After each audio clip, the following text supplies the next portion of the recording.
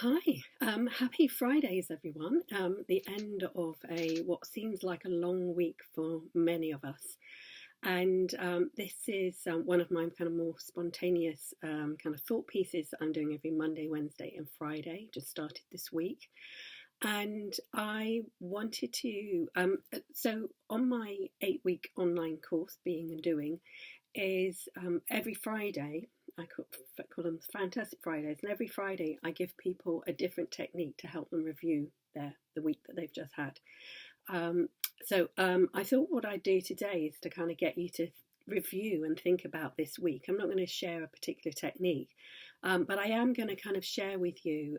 I was thinking about, I've been coaching a number of clients this week and talking to them about routines, and also talking to them about their brain and the neuroscience of kind of, because it kind of fascinates me about what our brains are doing at the moment, because our brains are designed to keep us safe, and it doesn't have any blueprint to deal with what we're undergoing at the moment. And one of the things that our brains, in order to kind of operate well, and for us to operate well, is it likes routine and it likes novelty. And that might sound a bit of a paradox. But the more that you can routine kind of things in your life, the easier it is for your brains to cope. So it doesn't have to keep on thinking about, I wake up in the morning, what on earth do I do? What's the first thing I do? If you have a kind of a morning routine or a bedtime routine or whatever else it might be. And of course, everyone's routines have been completely thrown out. So I've coached a number of people who are working parents, often running their own businesses, and they not only have the children at home, they are schooling the children. And so all those kind of routines being thrown out. So I think, reflect on what's worked this week, what hasn't worked. Also had a number of people kind of saying, I'm finding it really difficult. I'm just working solidly through, when if they were at work, they'd be stopping for a chat or for a tea break, or get a cup of tea and have a chat with colleagues, etc. And also kind of finding it hard to find a way of stopping work and having a clear break. And I've been kind of talking to clients that even if it's kind of go out into your garden, and even if you've got a small garden, walk around it, or just kind of be in it before you kind of go back. You've to signify the end of the day, or the beginning of the day, and the contrast between getting up. So reflect on your routines and how you can kind of improve on them next week. But the other side is about novelty. So if everything was completely routine and we had no novelty in our lives, is for most people, obviously there's always exceptions, for most people would go stir crazy.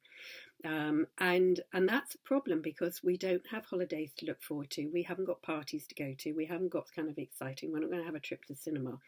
So I've been also talking to clients about, actually, how do you make the weekend special? And certainly that's something I mentioned in the other videos, that I've already been self-isolating for most of March. I can go out for that one walk a day, but for health reasons. And so I've really made sure that my weekend, so I do arty things in the afternoons at the weekend and listen to plays, and and therefore I've got something to look forward to. I also special food that I might eat at the weekends, and so think about, actually, how do you make your weekends. Plan some things in advance. Loads of people are having cocktail hours with friends, organising kind of social gatherings. I've given to a number of friends a scavenger hunt ideas that you can do online, that my neighbour and good friend across the road, who's a Quaker, has done with the Quaker children last Sunday. So there's lots of different things that you can do. So think about that, reflect on your week, reflect on what's worked, what hasn't worked. Celebrate your successes, celebrate that you've got through the week, particularly if you're a working parent and you've been homeschooling, and how can you tweak things for next week? What can you learn? What can you change? And how can you have some of that novelty and things to look forward to that's going to help your brain?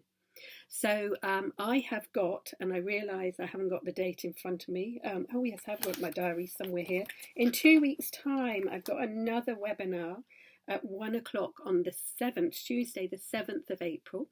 That is all going to be about how you communicate with each other, yeah,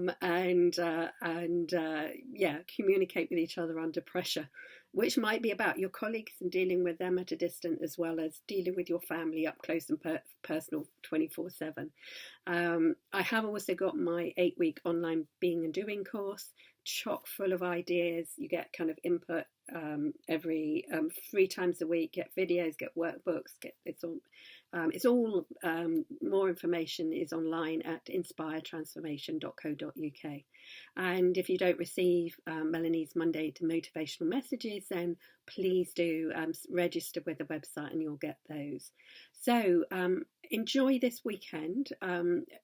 Find what there is to enjoy and really relish that. Certainly for me, I found more joy amongst the difficulties in the last kind of month or so. And see you on Monday. Bye.